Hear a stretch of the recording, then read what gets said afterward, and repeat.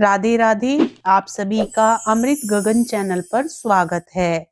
ओम शन शनिश्चराय नमः। प्रेम से बोलिए शनि देव भगवान की जय।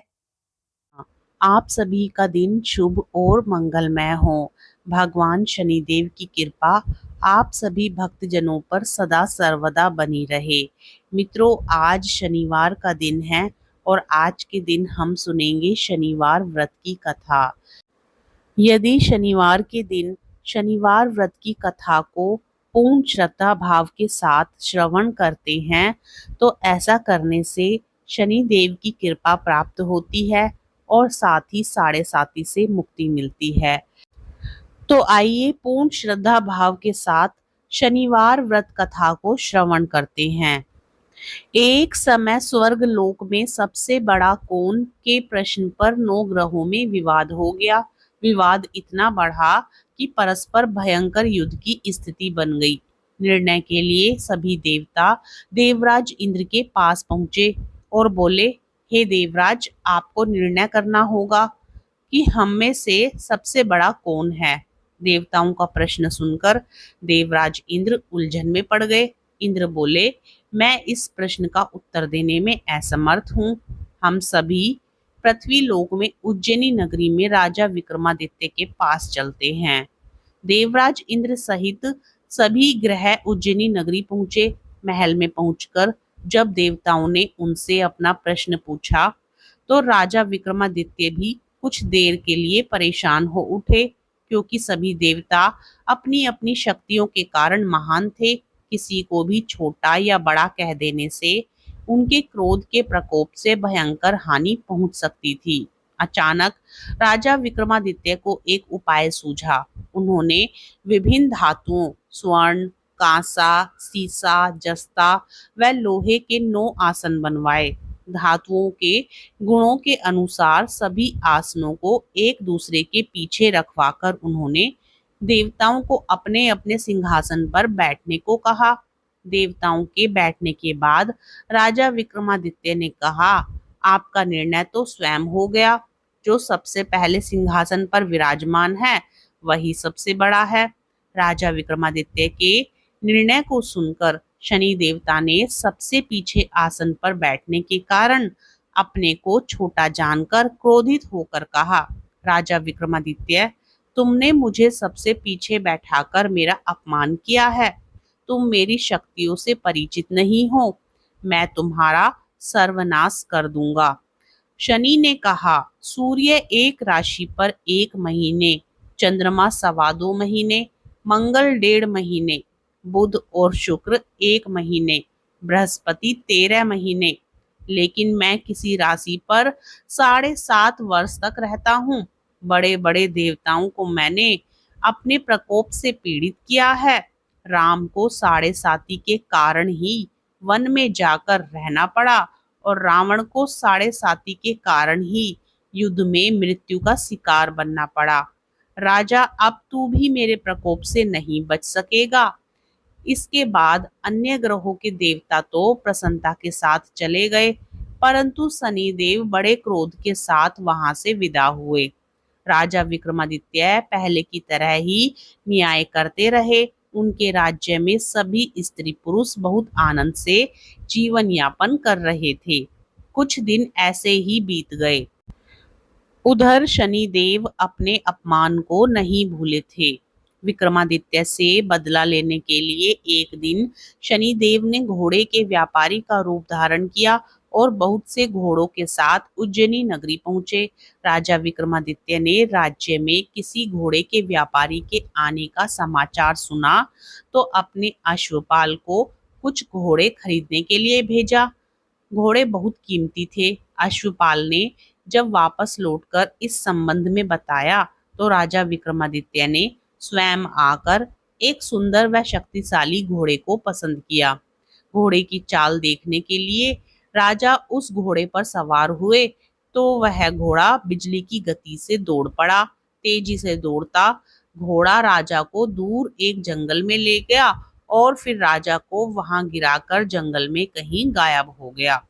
राजा अपने नगर को लौटने के लिए जंगल में भटकने लगा, लेकिन उन्हें लौटने का कोई रास्ता नहीं मिला। राजा को भूख प्यास लगाई। बहुत घूमने पर उसे एक चरवाहा मिला। राजा ने उससे पानी मांगा। पानी पीकर राजा ने उस चरवाहे को अपनी अंगूठी दे दी। फिर उससे रास्ता पूछकर वह जंगल से निकलकर पास के नगर में पहुंचा। राजा ने एक सेठ की दुकान पर बैठकर कुछ देर आराम किया।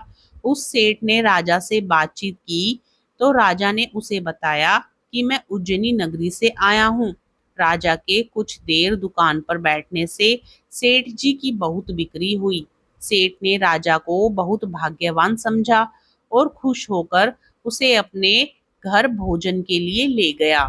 सेठ के घर में सोने का एक हार खूंटी पर लटका हुआ था। राजा को उस कमरे में छोड़कर सेठ कुछ देर के लिए बाहर गया।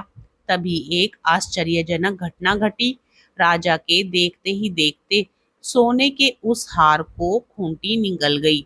सेठ ने कमरे में लौटकर हार को गायब देखा तो चोरी का संदेह राजा पर ही किया, क्योंकि उस कमरे में राजा ही अकेला बैठा था।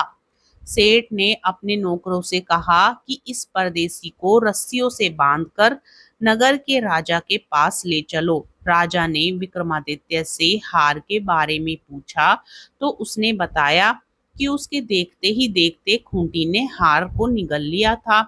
इस पर राजा ने क्रोधित होकर चोरी करने के अपराध में विक्रमादित्य के हाथ पांव काटने का आदेश दे दिया। राजा विक्रमादित्य के हाथ पांव काटकर उसे नगर की सड़क पर छोड़ दिया गया। कुछ दिन बाद एक तेली उसे उठाकर अपने घर ले गया और उसे अपने कोलू पर बैठा दिया। राजा आवाज देकर बैलों को हाँकता रहता। इस तरह तेली का बैल चलता रहा और राजा को भोजन मिलता रहा। शनि के प्रकोप की 7.5 पूरी होने पर वर्षा ऋतु प्रारंभ हुई।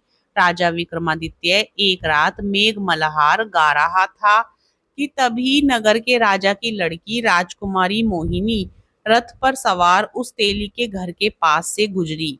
उसने मेघ मल्हार सुना तो उसे बहुत अच्छा लगा और दासी को भेजकर गाने वाले को बुला लाने को कहा। दासी ने लौटकर राजकुमारी को अपंग राजा के बारे में सब कुछ बता दिया। राजकुमारी उसके मेघ मल्हार से बहुत मोहित हुई, अतः उसने सब कुछ जानकर भी अपंग राजा से विवाह करने का निश्चय कर लिया। राजकुमारी ने अपने माता पिता से जब यह बात कही तो वे हैरान रह गए। रानी ने मोहिनी को समझाया, बेटी, तेरे भाग्य में तो किसी राजा की रानी होना लिखा है, फिर तू उस अपंग से विवाह करके अपने पांव पर कुल्हाड़ी क्यों मार रही है। राजकुमारी ने अपनी जिद नहीं छोड़ी। अपनी जिद पूरी कराने के लिए उसने भोजन करना छोड़ दिया और प्राण त्याग देने का निश्चय कर लिया। आखिर राजा रानी को विवश होकर अपंग विक्रमादित्य से राजकुमारी का विवाह करना पड़ा। विवाह के बाद राजा विक्रमादित्य और राजकुमारी तेली के घर में रहने लगे। उसी रात स्वप्न में शनिदेव ने राजा से कहा, राजा, तुमने मेरा प्रकोप देख लिया। मैंने तुम्हें अपने अपमान का दंड दिया है। राजा ने शनिदेव से क्षमा करने को कहा और प्रार्थना की, हे शनिदेव, आपने जितना दुख मुझे दिया है अन्य किसी को न देना।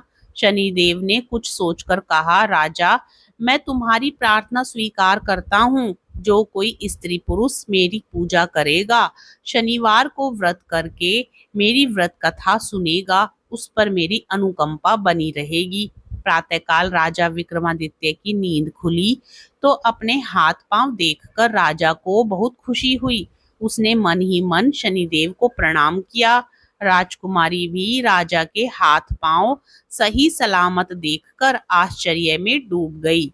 तब राजा विक्रमादित्य ने अपना परिचय देते हुए शनिदेव के प्रकोप की सारी कहानी सुनाई। सेठ को जब इस बात का पता चला तो दौड़ता हुआ तेली के घर पहुंचा और राजा के चरणों में गिरकर क्षमा मांगने लगा।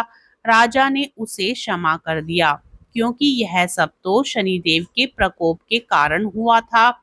सेठ राजा को अपने घर ले गया और उसे भोजन कराया।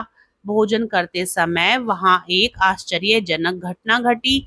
सबके देखते ही देखते उस खूंटी ने हार उगल दिया। सेठ जी ने अपनी बेटी का विवाह भी राजा के साथ कर दिया और बहुत से स्वर्ण आभूषण आदि देकर राजा को विदा किया। राजा विक्रमादित्य राजकुमारी मोहिनी और सेठ की बेटी के साथ उज्जैनी पहुंचे तो नगरवासियों ने हर्ष से उनका स्वागत किया। अगले दिन राजा विक्रमादित्य ने पूरे राज्य में घोषणा कराई कि शनिदेव सब देवों में सर्वश्रेष्ठ हैं। प्रत्येक स्त्री पुरुष शनिवार को उनका व्रत करें और व्रत कथा अवश्य सुने। राजा विक्रमादित्य की घोषणा से शनि देव बहुत प्रसन्न हुए। शनिवार का व्रत करने और व्रत कथा सुनने के कारण सभी लोगों की मनोकामनाएं शनि देव की अनुकंपा से पूरी होने लगी। सब लोग आनंद पूर्वक रहने लगे। प्रेम से बोलिए शनि देव भगवान की जय।